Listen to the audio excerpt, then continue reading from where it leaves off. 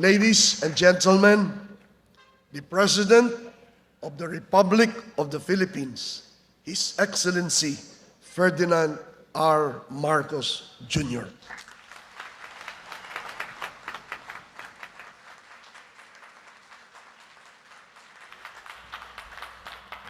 Maraming salamat. Maraming salamat sa atin na kalihim ng Department of Agrarian Reform. Please take your seats. Ang ating kalihim ng Department of Agrarian Reform. At masasabi ko, alam nyo po, baka sa itsura niya hindi nyo makikita pero matagal nang hindi natutulog yan. Dahil hindi ko siya tinitigilan. Kailan ba natin matatapos? Kailan ba natin pwede i-subdivide na lahat ng mga consolidated CLOA? Kailan ba natin matapos ang listahan kung sino ang mga agrarian reform beneficiary? Kaya patuloy ang prosesong ito. At binigyan namin ng tibay yung kasama sa Emancipation Act na hindi lamang titulo ang binibigay, kundi pati suporta, pati makinarya, all of these things na pagsuporta sa amin.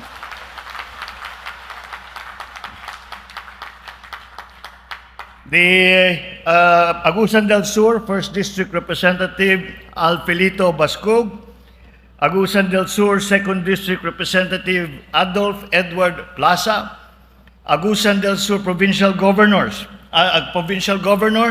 and all the governors, Agusan del Sur, Agusan del Norte, Surigao del Sur and Norte, and Dinagat Island ang represented ngayon dito na makakatanggap na merong agrarian reform beneficiary. Ang pinakamahalaga na grupo na nandito ngayon, ang ating mga agrarian reform beneficiaries. My fellow workers in government, ladies and gentlemen, magandang hapon po sa inyong lahat. Hindi ko na ipapakilala, nandito pa po ang ating mga cabinet secretary. Dahil po, ang aming ginagawa ay nandito po si Secretary Rex Gatchalian of DSWD dahil tinignan din namin yung mga naging epekto. Andito si Secretary Benhur Abalos ng DILG.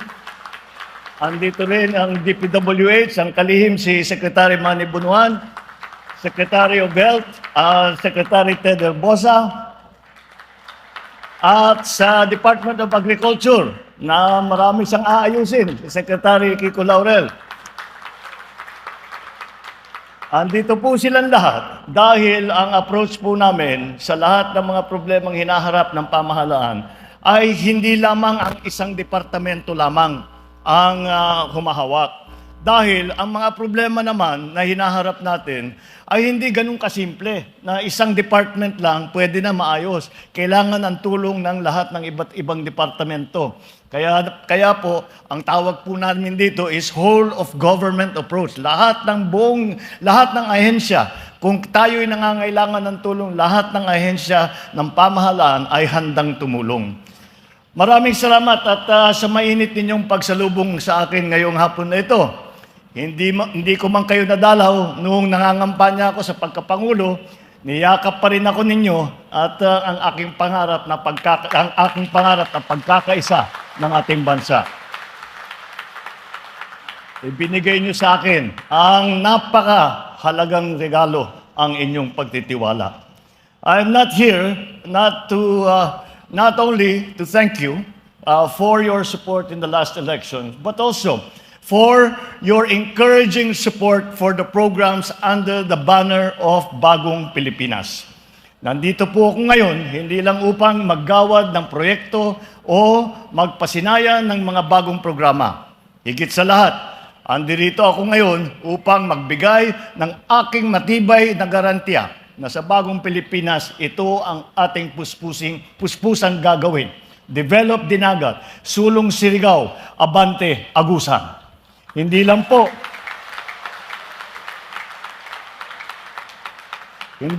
ng pamahalaan, pero para sa ating lahat. And I make that vow because as a region rich in resources, you do not only deserve it. Above all, it is the responsibility that we owe to our children.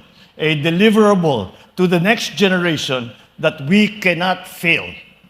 For me, it is a burden that I carry as a son of a leader who never wavered in the belief in the potential of this region and who worked hard to unlock that potential. My father built a modern road from Surigao City to Davao, the road which forked in Butuan, leading to CDO and beyond. Pati po ang mga proyekto ng malalayong bayan, hindi na kaligtaan. Ang irrigation system in Cantillan, Surigao del Sur, one of the many he had built also hanggang ngayon, nandiyan pa rin. As does the Maharlika Highway, which remains the backbone highway of this island. Meron ding mga ipinaglaban ng aking ama na dapat nating tapusin. At yan ang agrarian reform. Nakakapagtaka po ang magtatapos ng sinimulan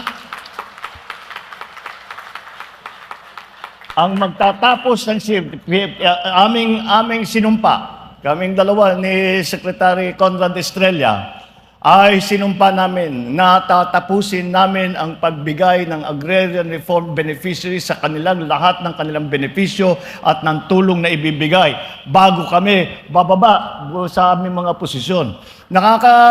Nakakagulat, itong proyektong ito ay sinimulan ng aking ama. Agrarian reform, that was his first na pinirmahan na batas, agrarian reform. At ang kanyang kasama was the Agrarian Reform Secretary, ang lolo naman ni Conrad Estrella, Secretary Conrado Estrella. Oh. Kaya nung natapos na ang kampanya at nag-uusap kaming dalawa, sabi ko, mumultuhin tayo ng ating mga ninuno pag hindi natin tinapos yung kanilang sinimulan. Kaya't yan ang aming sinumpa. Agrarian reform remains an unrealized dream because the emancipation of farmers does not end with the receipt of titles declaring ownership of the land that they are already tilling. They must be unshackled from debt, freed from high cost of inputs, relieved of constraints that impoverish them. Hanggat baon sa utang ang ating mga magsasaka, hanggat nakasangla ang kanilang kinabukasan, hindi makakaahon ang buong bansa. That is why, on September 13, birthday ko, yun ang birthday gift ko sa sarili ko. This is why on September 13, 2022, I issued the Executive Order Number 4, imposing a 1-year moratorium on the payment of amortizations and interest on agrarian debt. It provides farmers that are choked with debt with some financial breathing room at a time when agriculture was battling a fuel and fertilizer crisis. Ngunit ayoko ng band-aid na solusyon. Ang hanap ko ay permanenteng lunas. Kaya noong July 7, 2023, ay linagdaan ko na ang Republic Act 11953 o ang New Agrarian Emancipation Act. Ito ang instrumentong nagpapalaya sa ating mga magsasaka na bihag sa utang sa lupa. Dahil sa batas na ito, mahigit 600,000 na agrarian reform beneficiaries ay kalas na sa mga kailangan nilang bayarin dati.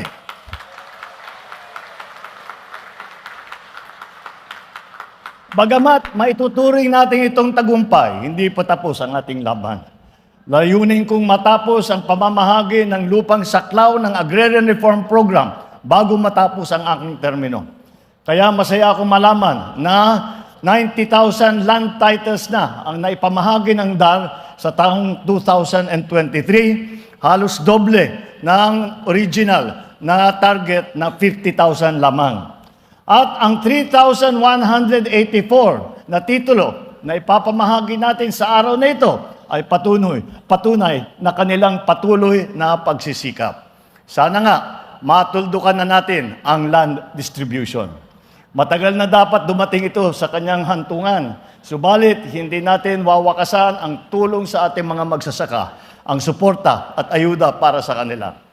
Kaya sa araw na ito, tayo ay mamimigay ng mga farm machinery at equipment sa 1,681 na agrarian reform beneficiaries. Atin din bubuksan ang farm-to-market road projects na nakakahalaga ng 194 million pesos sa Surigao del Sur at pakikinabangan ng halos 35,000 na magsasaka.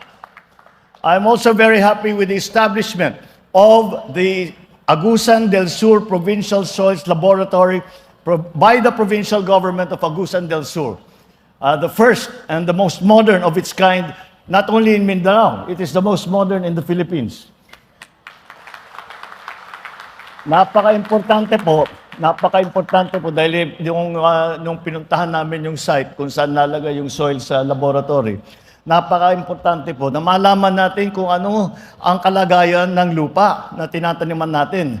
Kaya kailangan pag-aralan, kumuha ng sample, dadalhin niya sa soils laboratory at tuturuan at papayuhan ang ating mga magsasaka. Ito ang gagamitin ninyong fertilizer. Ito lang garami ang gagamitin ninyong ayuda. Ito lang ang pesticide. Yun. Para mas maganda ang ating ani at makakabawas sa gastos sa mga inputs na dumadating. Dahil marami naman, hindi lang naman urea ang fertilizer. At marami pang ibang pwedeng gamitin. At sa ibang lugar, hindi urea ang ginagamit. Kaya talagang makakahanap tayo ng savings para sa ating mga magsasaka.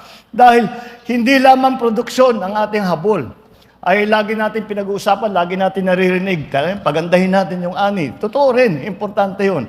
Ngunit, sinasabi ko sa ating mga kasama, sa lahat ng agricultural areas, ay dapat tiyakin naman natin, kahit na magandang ani, hindi may magandang hanap buhay ang ating mga magsasaka. Napakalupit naman kapag may sitwasyon na ang nagpapakain ng buong Pilipinas ay sila man ay hindi nakakakain ng mabuti, hindi mapakain ng mabuti ang kanilang pamilya. Hindi tama yun. And so we are always looking to make sure that our farmers will have and will make a good living. Ilan lang yan sa mga maraming programa para sa ating mga magsasaka dito sa inyong probinsya upang mapataas ang kanilang ani at mapalaki ang kanilang kita. Tama lang na suklian ang kanilang pagod at sabayan ang kanilang pagsisikap ng tulong ng pamahalaan. There is, however, a challenge that looms ahead that will affect all of us severely, and we must act together. At yan po ay ang nagbabadyang El Nino na maaaring maghatid ng tagtuyot. Kaya naman, iniutos ko ang pagpapatupad ng isang komprehensibong programa na tutugon sa anumang pinsala na maidudulot nito. But together, we can overcome all of these challenges. Sama-sama, nagkakaisa tungo sa isang bagong Pilipinas.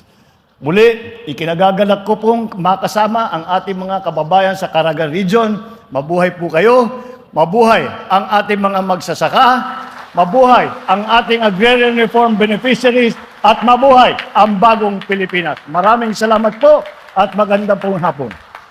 Maraming salamat, mahal na Pangulo.